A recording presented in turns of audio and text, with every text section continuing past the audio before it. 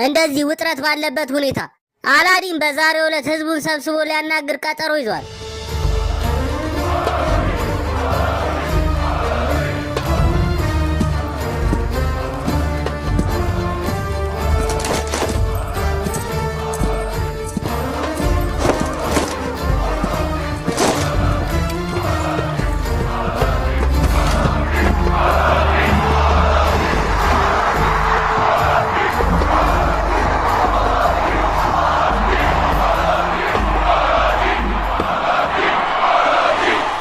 የዋዲያ ህዝብ ሆይ ዛሬ ፊት ለፊታችሁ የመጣሁበት ምክንያት የዓለም ህዝብ በታላቁ ህዝባችን እግር ስር እንደሚንበረከክ ላሳውቃችሁ ነው።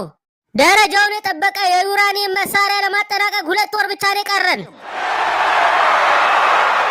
ይህ መሳሪያ ደግሞ ለሰላማዊ ዓላማ ብቻ ነው የሚሆነው።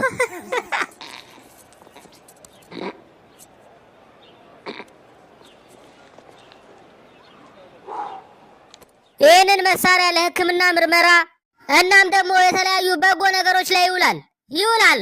እንደዛ እናደርጋለን። ይውላል። እርግጠኛ ሆኜ የምነግራችሁ ይህን መሳሪያ ተጠቅመን እስራኤልን አናጠቃም። ማይኔ